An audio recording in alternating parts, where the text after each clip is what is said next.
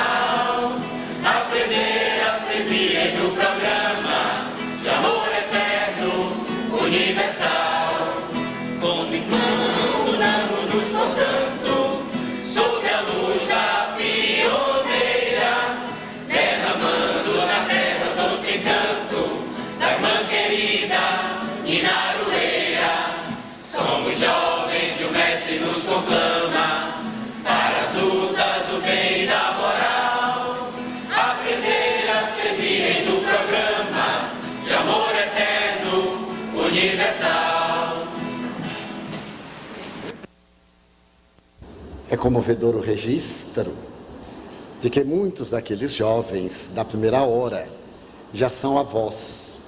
Seus filhos prosseguiram na juventude e hoje seus netos, alguns deles estão na evangelização espírita.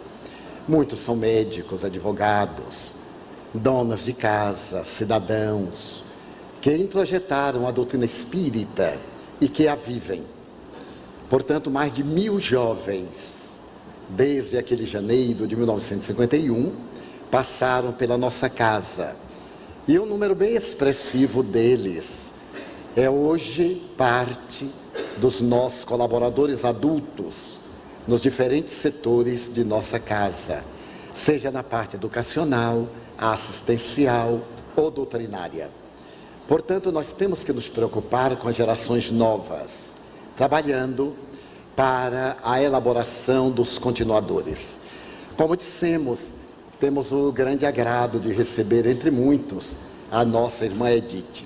Eu vou pedir a Edith para fazer uma saudação para todos em alemão. Não.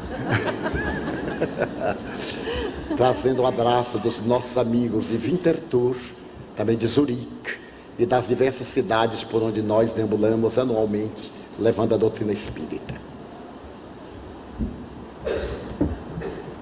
Eu já pensei que eu havia sido dispensada, né?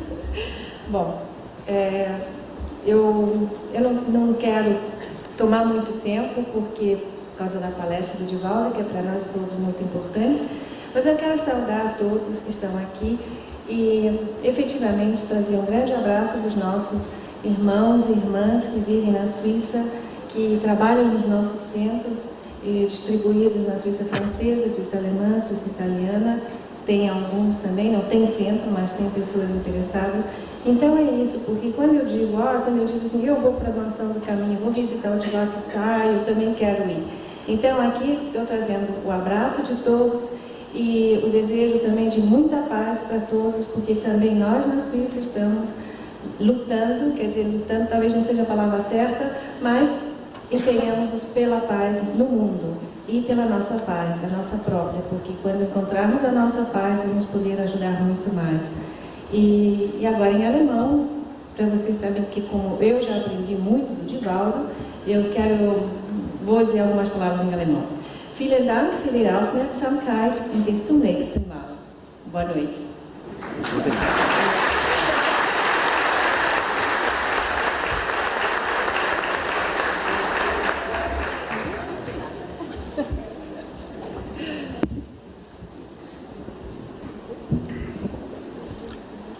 A década 1880-1890 celebrizou-se na Europa e particularmente nas academias, graças ao largo desenvolvimento apresentado pelas ciências médicas.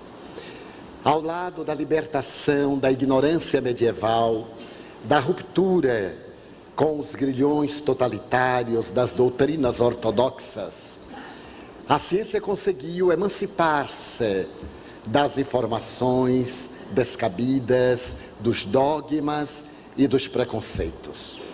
No entanto, nessa década em especial, graças à envergadura moral do Dr. Jean-Martin Charcot, um grande desenvolvimento de natureza psicológica aconteceu entre os estudiosos do comportamento da criatura humana.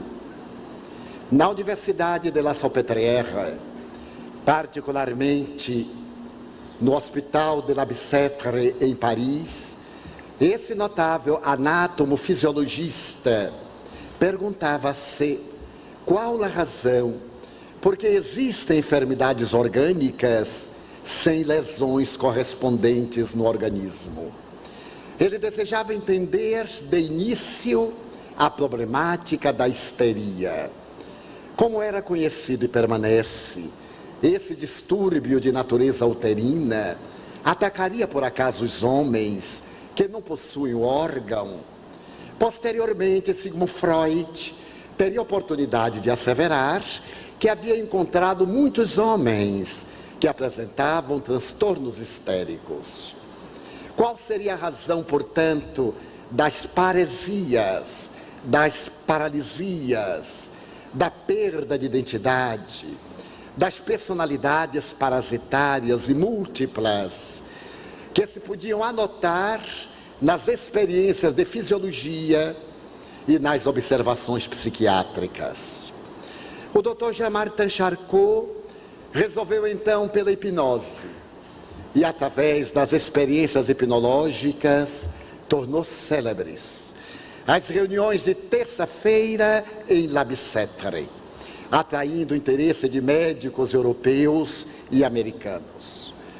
A sua preocupação era tão grande com esses transtornos, que tomando conta do Hospital de La Bicêtre, com 3.000 pacientes na época, ele examinava cada um e procurava retratar em crayon os estertores agônicos, as manifestações psicopatológicas, para depois conferir aquelas síndromes com outras manifestações que por acaso ocorressem em pacientes diversificados.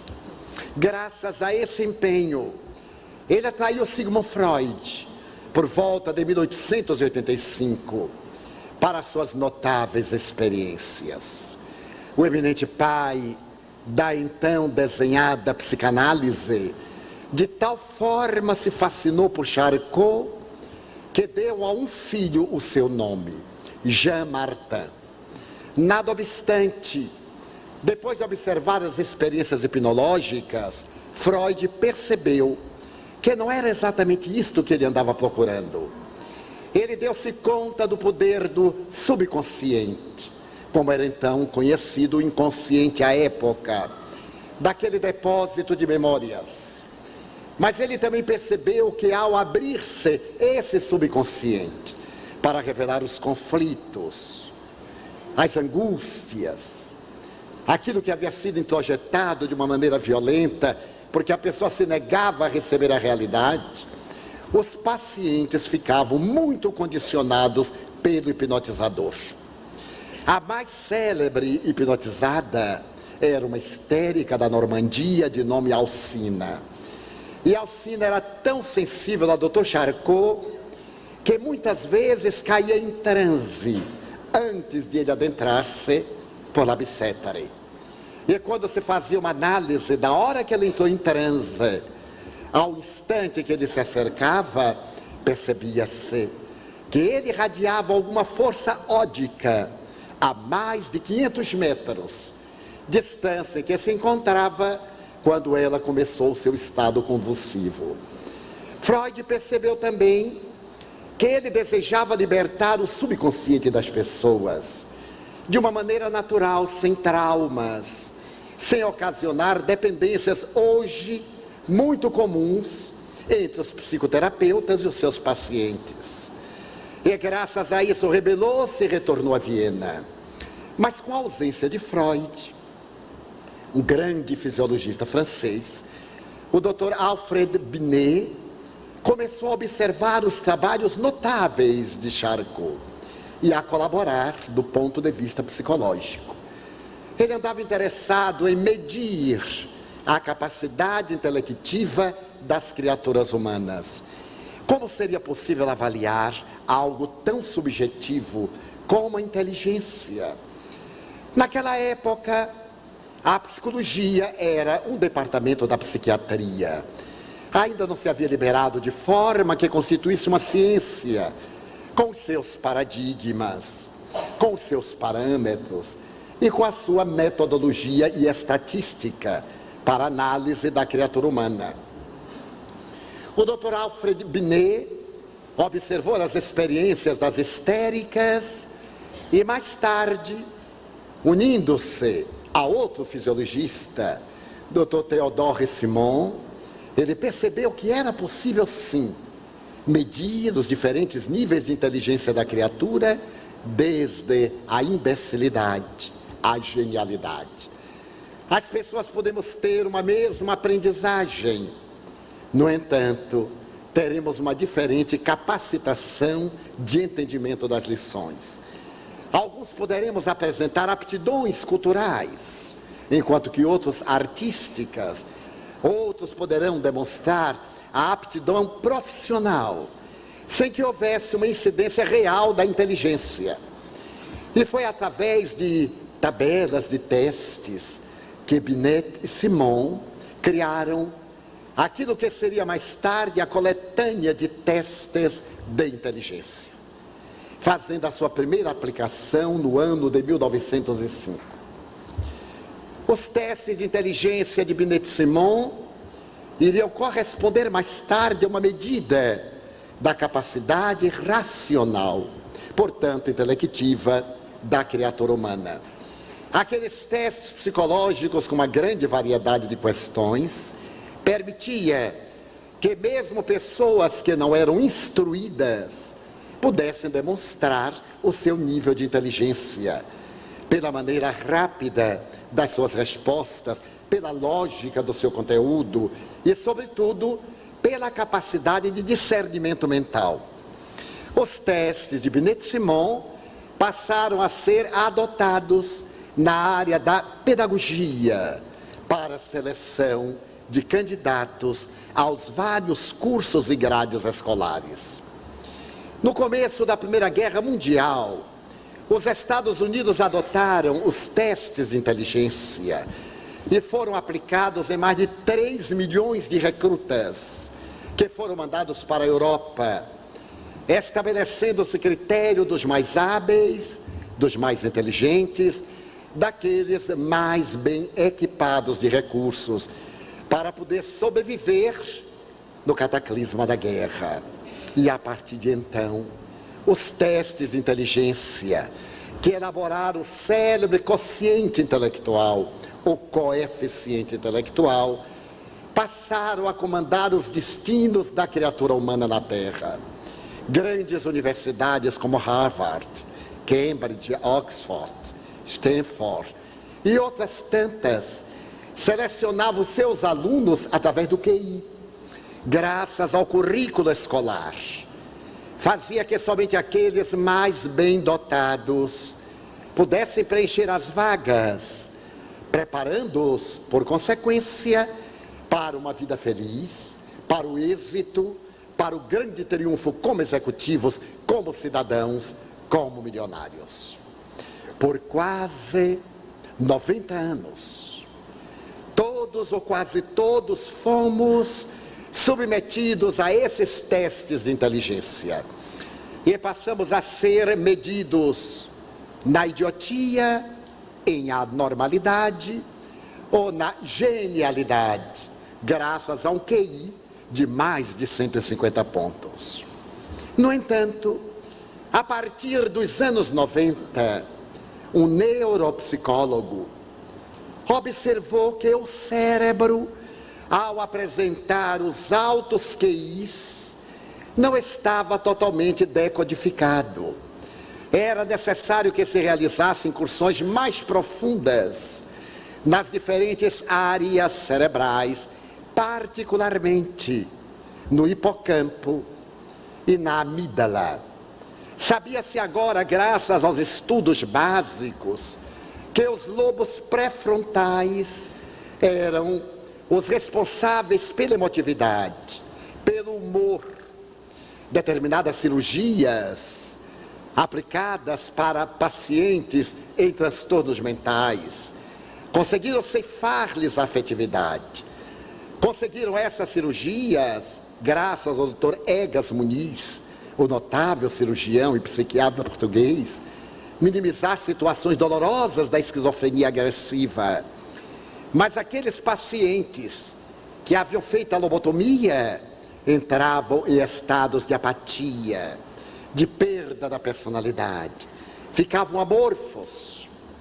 Com os estudos mais avançados dos neurônios, durante todo o século XX, e particularmente da medula, do hipotálamo, do hipocampo, os cientistas perceberam que o ser humano não é apenas a sua inteligência, que no seu cérebro existem áreas muito nobres, além daquela que tipifica o estado racional. Foi assim que o Dr. Persinger, neurofisiologista da Universidade da Califórnia, em Los Angeles, começou a realizar experiências cerebrais muito curiosas, fazendo a topografia cerebral com emissão de pósitrons, e descobriu várias áreas sensíveis na câmara cerebral. Nesse mesmo período, 1990, 1995, alguns psicólogos deram-se conta que um elevado QI não é necessariamente a chave para o triunfo. Porquanto pessoas menos dotadas faziam parte das listas da revista Forbes, que se encarrega de relacionar os homens mais ricos do mundo, aqueles que são os big shots das indústrias, os executivos mais caros do planeta. Nem todos eles procediam de Harvard ou de Cambridge. Um grande número era constituído de pessoas normais, com esses limites da nossa normalidade. No entanto, com uma diferença basilar, a da emotividade. Eram pessoas de fácil relacionamento, que se compraziam no convívio social e que não tinham essa jactância da inteligência muito bem desenvolvida, que os tornavam semideuses e os alienavam de certa forma. Porquanto, num recinto como este, aqueles indivíduos geniais, de alguma forma, sentiam-se deslocados por falta de pessoas que pudessem estar no mesmo nível para os diálogos, e por efeito, tornavam-se misantropos, introvertidos, decepcionados, constituindo uma casta muito difícil de relacionamento social. Os estudos observaram, por exemplo, que o nosso hipocampo cerebral é capaz de identificar um rosto que nós vimos faz 30 anos, mas será uma outra área que vai demonstrar se esse indivíduo é ou não é simpático, será a amígdala. Ela teria determinada área de emotividade para poder colaborar no nosso desenvolvimento intelecto-emocional. Com esses dados, observou-se, por exemplo, que a educação era deseducadora. Isto é, a educação convencional mandava que os indivíduos controlássemos as nossas emoções, dominando-as, sem que nos explicassem por quê. Era uma forma de obrigar-nos a recalcar os nossos sentimentos. E eles naturalmente eram submersos no nosso inconsciente e oportunamente rompiam, como revolta surda, agressividade, ciúme, inveja, sentimento de culpa, sentimento de inferioridade. A educação estabelecia determinados parâmetros de ética, de moral, que era conveniente cada padrão, ou ao status desta ou daquela religião, ou às conveniências sociais de determinados grupos. Porquanto, o que era ético e educável em determinada cultura, não era em uma outra cultura. Os cidadãos que liberavam esses conflitos e que conseguiam digeri-los, decodificá-los, tendo uma vida normal, naturalmente uma vida disciplinada e não coibida, uma vida de padrões estabelecidos, mas não castrada, esse indivíduo tinha muito mais facilidade de relacionar-se com outro indivíduo, de dialogar, de fazer amizades, mesmo que a inteligência não fosse rutilante. Eram sempre pessoas bem recebidas no círculo social, porque conseguiam movimentar-se com muita facilidade, de maneira cativante.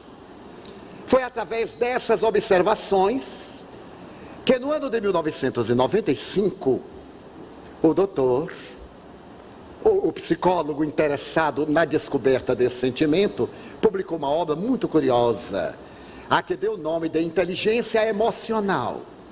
Ele estabeleceu que o indivíduo tem a sua inteligência racional, mas se ele desenvolver a sua inteligência emocional, ele terá, portanto, muito mais êxito na projeção de si mesmo e na sua plenitude. Então, Daniel Goleman, o psicólogo americano, esteve analisando uma série de reações humanas. E entre muitas, ele observou a reação de um criminoso. Esse indivíduo havia sido liberado da penitenciária, colocado em liberdade condicional, porque havia mantido um comportamento muito saudável durante o tempo do cárcere. E repentinamente ele teve ideia de fazer um furto ou um roubo, que lhe desse alguma independência para parar. Escolheu um bairro elegante de Nova York e selecionou uma casa que lhe pareceu deserta.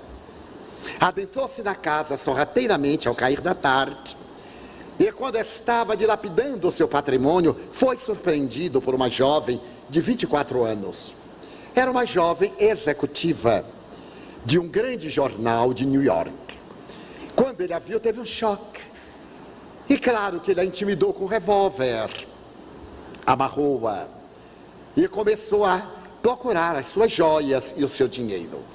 Já estava quase de saída quando chegou a outra residente, uma professora primária de 20 anos. Ao surpreendê-lo, ele não teve outra alternativa senão amarrá-la também. E estava já de saída para a evasão, quando a articulista teve a ocasião de dizer: eu não me esquecerei do seu rosto. Eu farei uma descrição tão detalhada à polícia de você, que você não escapará à justiça. Ele teve uma crise de fúria e matou-a. Matou a amiga, esfaqueou-as, decepou-lhes a cabeça. Em um gesto de fera, ele, que estava até então calmo, destruiu 2 vidas em flor por um nada. Claro que ele foi preso. E passada essa crise de fúria, ele se arrependeu tremendamente. Daniel Goleman, analisando essa reação de uma pessoa inteligente, normal, mostrou a sua emotividade desorganizada, o seu impulso selvagem, o primarismo que nele predominava, fazendo que, pela emoção, quando ele pensou que ela, memorizando, ia levá-lo ao cárcere, então ele, no instinto de fúria selvagem, praticou um dos crimes mais hediondos da década em Nova York. Ele foi condenado à prisão perpétua, é claro, mas depois caiu em si e nunca se perdoou aquele crime hediondo. O psicólogo estabeleceu parâmetros, não estamos aqui examinando o crime, estamos examinando a dicotomia de comportamento do criminoso. Uma pessoa que raciocina não agiria desta forma anormal, mas a sua emoção descompensada, naquele momento recebeu uma alta carga de hormônios da suprarrenal. E ele perdeu as medidas do equilíbrio para arrepender-se depois. Quantas vezes isso nos acontece? Vamos acumulando resíduos que de repente temos uma explosão que nos torna um ser abjeto, criminoso, vil, hediondo, e logo passa, e nós nos damos conta do crime que praticamos sem o desejar. Propõe então Daniel Goleman uma técnica de educação da inteligência emocional, fazer que os nossos sentimentos desenvolvam-se dentro de parâmetros éticos e que estabeleçamos linhas de conduta para um comportamento saudável. Ele analisa, por exemplo, o caso de uma menina paralítica que foi salva pelos pais em um doloroso acidente ferroviário.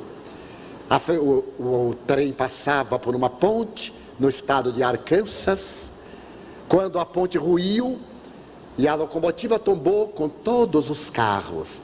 Aquela menina que era deficiente foi salva pelos pais, que arrebentaram a janela e atiraram-na à medida em que o vagão ia submergindo. O instinto de salvar a filha foi mais forte do que o instinto de salvarem-se. Os dois morreram, mas eles salvaram a filha. A sua inteligência emocional trabalhou com tal rapidez que eles perceberam que era melhor salvar a continuidade da vida. Recordemos que nos voos aéreos sempre há uma recomendação: se faltar oxigênio e as máscaras caírem, primeiro coloque a sua, para depois a de alguma criança ou de alguém que depende de você. Porque a nossa inteligência emocional primeiro protege o fraco e termina morrendo os dois. Porque como a criança tem dificuldade, uma pessoa com limite, nós gastamos muito tempo, quando vamos cuidar de nós já é tarde. Então perdemos a oportunidade. Não se trata aí de um egoísmo, mas de uma inteligência racional, controlando a nossa inteligência emocional, para que nos salvemos e, por extensão, salvemos a pessoa dependente. Mas eu já ouvi muitas vezes assim: se meu filho tiver, primeiro eu cuido dele. Desequilíbrio emocional. Você talvez não logre atendê-lo e nem atender-se. Seguir, portanto, a instrução técnica de especialistas que treinaram isso anos a fio e em centenas de pessoas. Então a inteligência emocional merece ser trabalhada por nós na educação, desde cedo. Quando negarmos algo ao educando, ao adolescente, explicarmos por quê. Mesmo que ele não entenda, ele vai registrar nos refólhos da sua inconsciência aquela explicação. E um dia ela aflora como um insight, uma iluminação. Passou a ser muito importante o QE, a inteligência, o quociente emocional. Estava-se agora trabalhando essas duas inteligências, ou esses dois estados de comportamento mental, quando aquelas experiências do Dr. Michael, a que me referi, das topografias cerebrais com emissão de pósitrons chamaram a atenção do Dr. Virayanur Ramachandran, um eminente neurologista indiano que reside na Califórnia e que trabalha na mesma Universidade de Los Angeles. O Dr. Michael Persinger havia percebido que o cérebro apresentava naquele estado de emissão de pósitrons determinadas radiações luminosas, sempre quando se pronunciava o nome de Deus. Fosse Deus em qualquer denominação, em qualquer religião. O Dr. Ramachandran, depois de examinar aqueles pacientes submetidos à experiência, determinou que nós temos em nosso cérebro um ponto de Deus. O nosso cérebro está codificado antropológica, psicologicamente, para identificar Deus. Não há uma explicação do processo da evolução. Ele então procurou saber por que isso seria. E descobriu que nesse ponto de Deus, entre os lobos frontais, nas terminais neuroniais ou neuronais, havia uma fosforescência sempre que se pronunciava o nome de Deus, de Jesus ou Maomé, de Brahma ou Rama, dessas deidades que representam a divindade. Fascinado pela experiência, o Dr. Ramachandran publicou na revista Nature, uma das mais importantes de medicina do mundo, e chamou a atenção de uma física quântica, a doutora Dana Zohar. Essa física quântica pela Universidade de Massachusetts é, no momento, e já naquela época, professora de física quântica da Universidade de Oxford, na Inglaterra. Ela também é psicóloga, porque a sua vida foi caracterizada por muitos dissabores. Ela era filha de uma dama inglesa com um polonês de origem judaica nos Estados Unidos. O casal desfez o relacionamento com um grande trauma para a mãe da senhora Danner. E por efeito, a senhora, magoada com o marido, transferiu o seu ressentimento para a filha. Sempre que a menina fazia qualquer coisa que não era do agrado da mãe, ela a chamava pelo sobrenome, no estado de ironia, Zohar, como sendo filha daquele indivíduo inescrupuloso a quem ela odiava. E a preocupação da menina durante todo o seu período da primeira e segunda infância, da adolescência, foi agradar a sua mãe, fazer que sua mãe sentisse-se homenageada, arrebatada pela sua dedicação. Mas a sua mãe era depressiva. E quando a menina completou 12 anos, experimentou um grande golpe, porque a mãe suicidou-se, deixando-a totalmente ao abandono. E isso dilacerou os seus sentimentos. Pertencente a uma das doutrinas ortodoxas do fundamentalismo americano, ela se revoltou contra Deus e fez-se materialista. Não podia conceber um Deus que roubava de uma criança seus pais, através de absurdos como suicídio, como alcoolismo. Não podia admitir um Deus que houvesse criado pessoas tão díspares em nome do mesmo amor. E não encontrando na teologia fundamentalista respostas para as suas perguntas, ela optou por uma tomada de posição materialista. Ao estudar física quântica, ela levava no inconsciente o desejo de interpretar a vida no seu sentido mais profundo de um ser como um campo de energia. E graças aos conflitos, ela foi fazer psicologia, para poder entender todo aquele diagrama atormentado da conduta materna, do relacionamento com ela. E tornou-se uma excelente psicóloga. Casou-se com um psicólogo americano e foram viver em Oxford, ali trabalhando, lecionando. Ela tornou-se mãe de 2 excelentes garotas. Por volta de 1998, ela escreveu um livro que comoveu a opinião pública mundial na área da ciência da física. Ela escreveu uma obra que deu o nome ao Ser Quântico, demonstrando que a criatura humana não é a matéria, é uma estrutura energética que pensa, constituído de um tipo de energia especial e que aglutina nos seus campos de força aquilo que nós denominamos de matéria. Esse ser quântico é pré-existente ao berço e é sobrevivente ao túmulo. Ele carrega consigo as características do seu processo de evolução e transfere-as de uma para outra experiência evolutiva. Em palavras finais, reencarnando-se. A doutora Dana Zohar encontrava o espírito imortal através da física quântica. O seu livro tornou-se best-seller e ela foi convidada a escrever uma outra obra, mais ou menos no mesmo gênero, quando, com o marido e as filhas, ela resolveu passar um período de férias no Nepal, no teto do mundo. E ali naquela vida pachorrenta, muito diferente da dinâmica da Inglaterra, as filhas adoraram a vida budista, destituída dos nossos significados e interesses, terminou por criar nela uma certa apatia e angústia, fazendo que o seu inconsciente liberasse os clichês da depressão de sua mãe.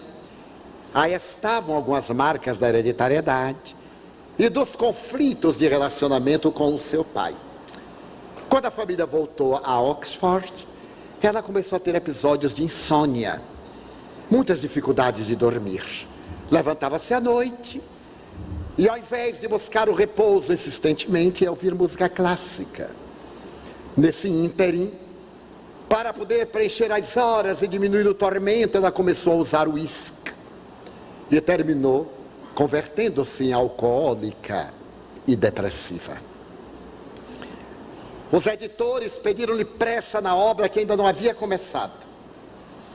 As suas eram noites tormentosas e os dias, por efeito, eram profundamente desagradáveis, porque desmotivada, sem resistências intelectuais, sem lucidez, pela falta de repouso, com as ressacas, começou a cair a sua produção de qualidade na universidade. Ela percebeu que estava à borda de uma tragédia.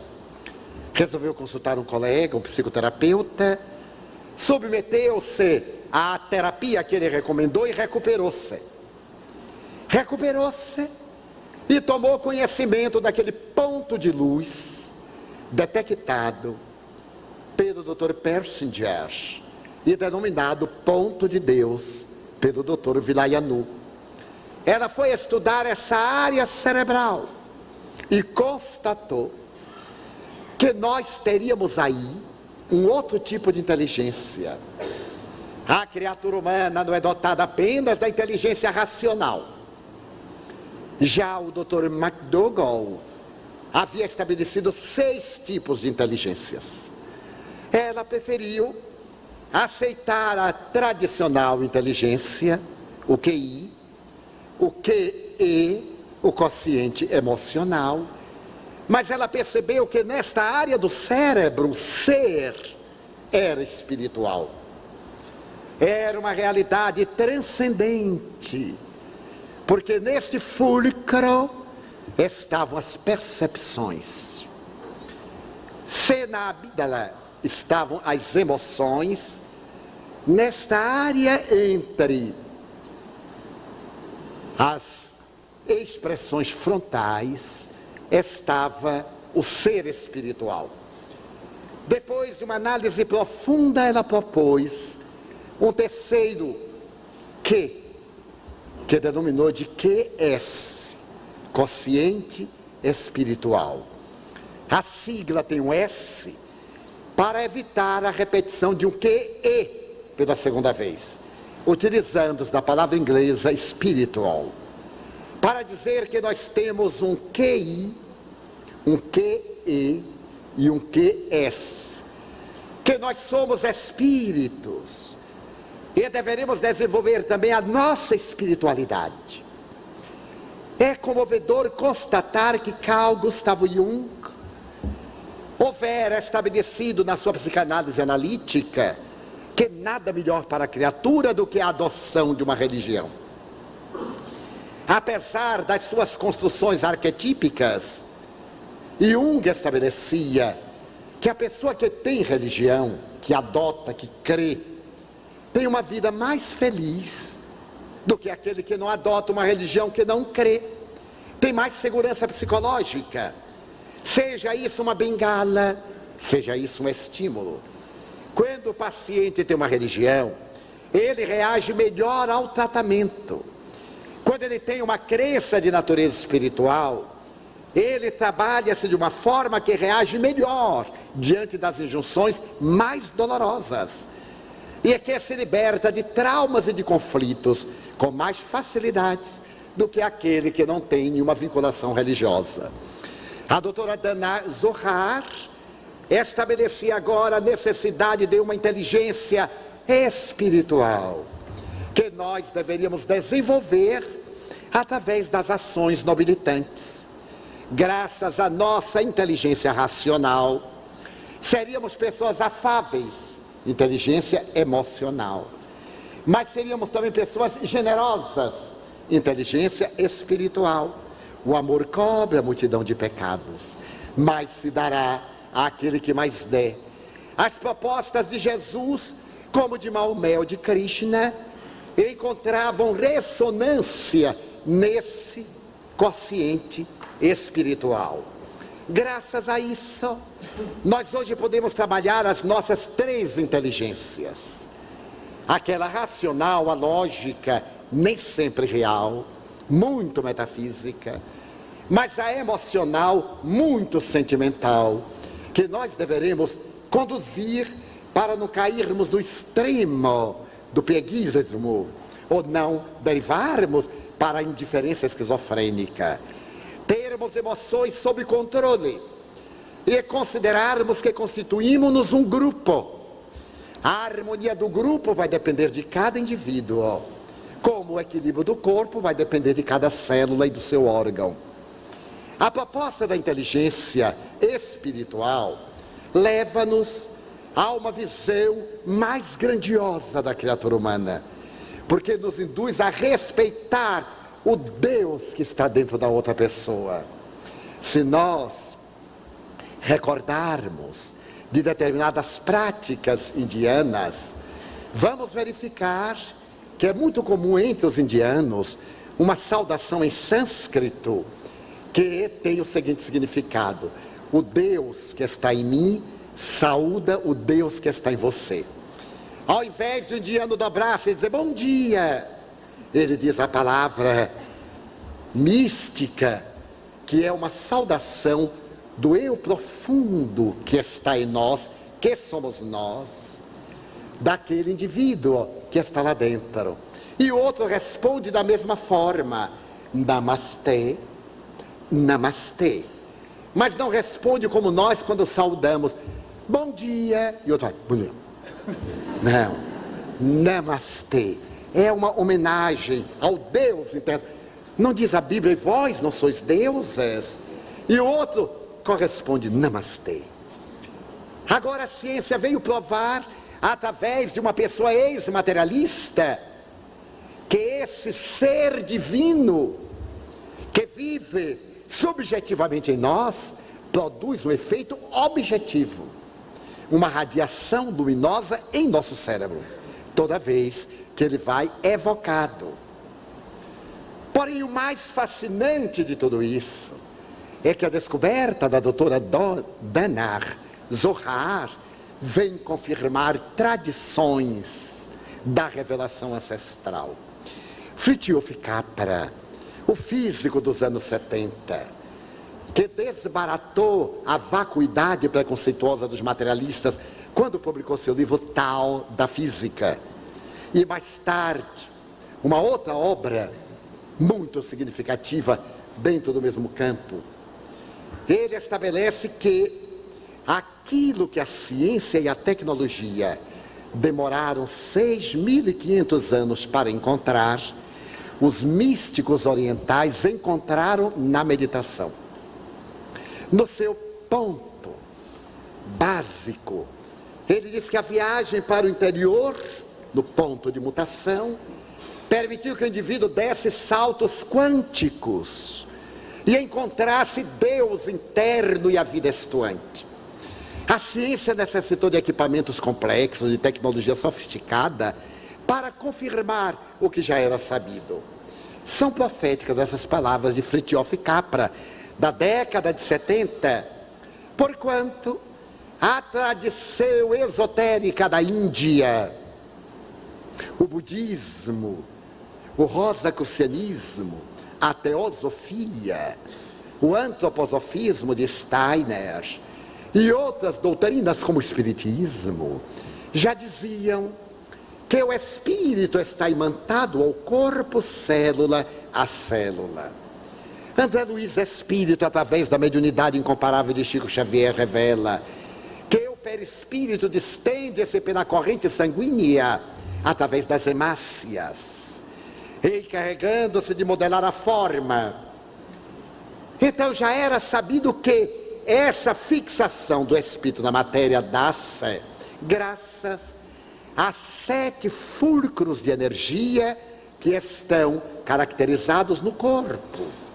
São centros de força no corpo astral ou perispírito, que se convertem em campos de vibração na matéria, que todos nós conhecemos com o nome de chakras. O chakra fundamental, o mais importante, é o chakra coronário, da coroa cerebral. O chakra coronário é considerado o fulcro da comunicação divina. Seria o superconsciente de Freud, de Jung, de Adler, dos grandes psicanalistas, psicólogos. Nesse chakra coronário, que está na parte superior da cabeça, diz a tradição chinesa de há 4.000 anos, a criatura humana pode ser considerada como um lótus, essa delicada flor que dá nos pântanos. Porém, um lótus de 1000 pétalas. À medida que o lótus convencional é atraído pelo heliotropismo, ele vai desabrochando pétala a pétala até a intimidade máxima do seu centro. À medida que o divino sol nos atrai, nós vamos liberando antenas psíquicas no chakra coronário, que é o fulcro das percepções parafísicas, da intuição, da mediunidade, das percepções anímicas da criatura humana. Vemos não com os olhos mediúnicos, mas com o psiquismo. Esse chakra coronário está exatamente entre os lobos temporais. Porém, o mais interessante, para não dizer grandioso, é que ainda a mediunidade de Chico Xavier, na década 1940, 1950, na coleção André Luiz, no 3º livro, Missionários da Luz, o 2º capítulo, é dedicado a uma glândula do nosso sistema endócrino, a epífise opineal. A epífise opineal, segundo André Luiz, e segundo também a endocrinologia, tem finalidades precípuas na manutenção da vida.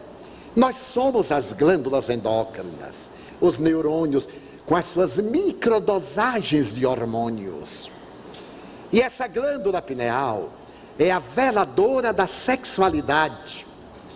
Quando chega o momento do desabrochar dos órgãos anexos, a adolescência, a puberdade, ela secreta os hormônios que tipificam a nossa sexualidade, fazendo que o corpo adquira formas correspondentes à nossa morfologia, e ela perde um pouco e passa a fazer uma viagem introspectiva.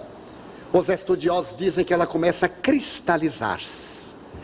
Jorge Andréa, que se dedicou durante mais de 30 anos ao estudo da pineal, diz que ela deveria ser considerada como um novelo de linha, numa imagem grotesca, enrolado em torno de si mesmo. À medida que ela executa o seu programa de veladora do sexo, ela como que cristaliza suas potências e permanece com a segunda função, a da melanina. É ela que se encarrega de dar a nossa cor, até essa corzinha muito desagradável, essas manchinhas, que a gente passa tudo que é creme, a gente adora ilusão. Não adianta passar o creme aqui, porque a coisa está cá. É responsabilidade da pineal ou da epífise. Diz então André Luiz, através de Chico Xavier, que ela é a glândula da mediunidade. À medida em que ela muda a sua finalidade fisiológica, ela adquire uma finalidade transpessoal. Daí a potência do chakra coronário. Quase 60 anos depois, através da investigação neuropsicológica, vêm os cientistas demonstrar que em realidade é uma área luminosa, um centro de luz, um centro de Deus, um ponto de Deus nessa área, que corresponde ao local em que está a pineal, abaixo do cérebro. Então nós hoje, com esses admiráveis equipamentos da ciência, e essas informações que ratificam os postulados da doutrina espírita e do espiritualismo universal, naturalmente, dispomos de uma aparelhagem lógica para o que Allan Kardec chamava a fé raciocinada. Eu já não creio porque me dizem, eu creio porque sei. Eu já não acredito na imortalidade da alma porque está exarado em determinados postulados ancestrais. Mas porque não se pode negar que essa energia que pensa possa diluir-se quando se desorganizam os mecanismos cerebrais. Porquanto é essa energia que comanda os neurônios nas suas funções. Ela não é gerada pelos neurônios. Ela é a administradora dos neurônios. É graças a ela a força de vontade, a lucidez, que poderemos ter um envelhecimento precoce ou um envelhecimento muito lento e uma vida saudável. Se sobrepusermos a mente aos equipamentos do cérebro, nós conseguiremos equilibrar a nossa vida emocional, psíquica e fisiológica, porque nós somos o que pensamos. E o que nós pensemos é o que o espírito emite. Daí o espírito se utiliza do corpo, mas ele não vive apenas através do corpo. O corpo que somente vive graças a ele. É da biologia, a matéria é destituída de espontaneidade. Se colocarmos uma célula, ela terá o fatalismo biológico de multiplicar-se desordenadamente. É o veículo modelador, o perispírito, o corpo astral, que se encarrega de modelar, de pegar o neuroblasto, uma célula máter, e dali retirar células ópticas, células de marfim, células ósseas, células nervosas. É uma das grandes e intrigantes questões da biologia e da genética. Como é que a mesma célula pode reproduzir-se em uma variedade infinita de células? Como plantarmos uma amendoeira e ela dá abacaxi, dá cacau, dá maçã, dá banana. Dentro de uma fatalidade sempre a mesma. Porque assim acontece com todos os seres animais. Uma célula única se biparte. E uma fatalidade biológica vai fazer que ela produza X equipamentos, Y contributos para que os equipamentos funcionem. Porque há uma ação extrafísica que as manipula. E graças a essa ação o espírito modela a nossa existência corporal. Agora nós sabemos que a nossa felicidade como a nossa desventura dependerão exclusivamente da nossa vida mental. Pensa no bem e o bem te acontecerá. Cultiva o mal e o desequilíbrio estará contigo. Semeia urze e colherás espinho. Semeia uva e terás o vinho. Isso dá-nos uma dignidade lógica e acaba com todos os tabus, com todos os medos. Já não tenho medo da divindade.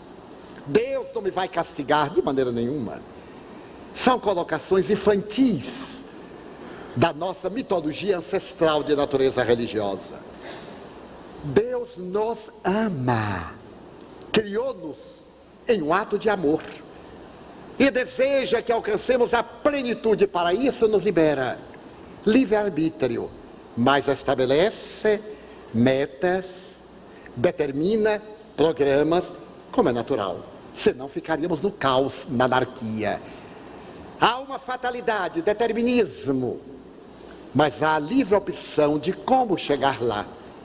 Os senhores vieram até aqui, alguns em ônibus, os mais próximos a pé, outros em automóveis, outros vieram de cidades distantes, utilizaram-se de veículos diferentes. Não é importante, importante é que chegaram, que aqui estão. O livre-arbítrio de cada um propiciou os meios de atingir a meta, que era chegar aqui hoje à noite. Lograda a meta, nós temos agora um programa de como desenhar a nossa felicidade. É a proposta do Espiritismo. Ninguém nasceu para ser infeliz. Todos estamos no mundo para ser felizes. E os que choram, os desgraçados, os doentes, estão caminhando para a felicidade. Estão colecionando os erros que deixaram pelo caminho, reparando as anfractuosidades da estrada para encontrarem uma via de equilíbrio. E aqueles que não estamos amargados nem sob a jugulação de problemas, que fazer? Aproveitar os dons, as bênçãos da vida para multiplicá-las em hinos de louvor. E não sermos constrangidos pela lei universal a repetir a experiência por causa da nossa negligência.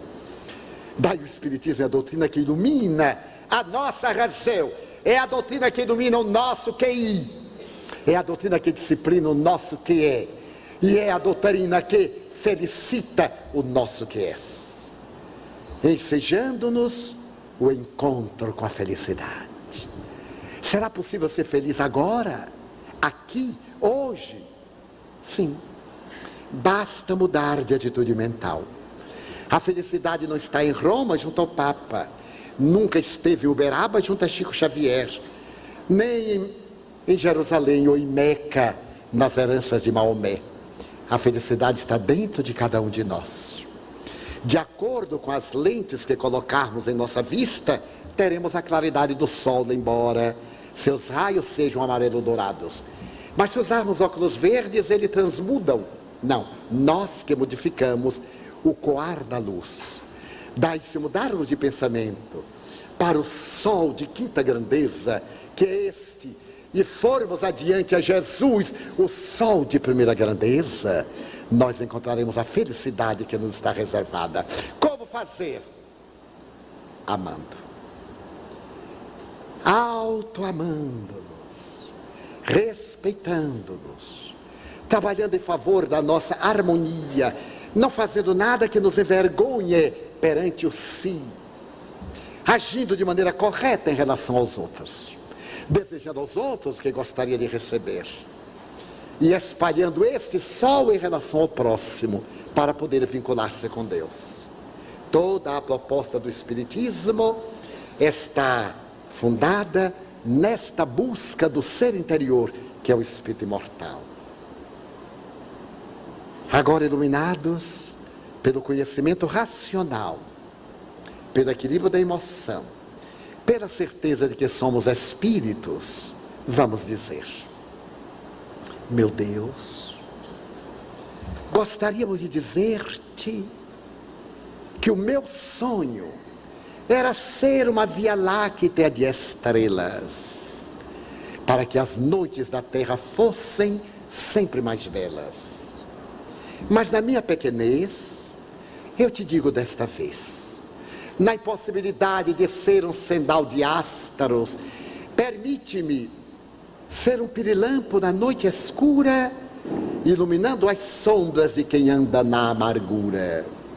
Eu planejei ser uma chuva generosa, que ao tombar sobre a terra, pudesse enriquecê-la de vitalidade e de alegria. Mas na minha pequenez, outra vez, eu descubro que nunca lograrei. Então, desde hoje te pedirei para ser um copo com água fria, matando a sede e a agonia de alguém na desesperação. Eu gostaria de ser um jardim de flores de todas as cores, para embelezar a terra. Mas na pobreza que minha alma encerra, se eu não puder ser um jardim, deixa-me ser uma rosa solitária na frincha de uma rocha, colocando beleza na airosa natureza. Eu gostaria de ser um trigal maduro, para repletar de pão a mesa da humanidade. Mas na minha pobreza e na falta de possibilidade, então eu te quero rogar para ser um grão que, caindo no chão, se multiplique no milhão e enriqueça da humanidade a mesa coroada de pão. Eu gostaria, Senhor, de ser um pomar de árvores frutíferas, para da terra banir o fantasma da fome e sua hediondez. Mas na impossibilidade de lograr, eu te quero rogar para ser uma árvore de galhos estendidos projetando sombra no chão, para que alguém, quando passar pelo meu caminho, ele possa dizer de mansinho: olá, amigo. E se ele se voltar para trás e inquirir: quem és tu? Eu lhe direi: sou teu irmão, dá-me tua mão, irei contigo, sou teu amigo, e lado a lado eu posso exultante cantar: Senhor, eu gostaria de ser esteta, de ser artista, de ser musicista, ser cantor e poeta, para poder traduzir a beleza da tua mensagem. Porém faltam-me o êxtaro, a magia, a harmonia. E na impossibilidade de o ser, deixa-me apenas dizer: Senhor, eu gostaria somente de louvar, de cantar e de dizer muito obrigado porque eu nasci.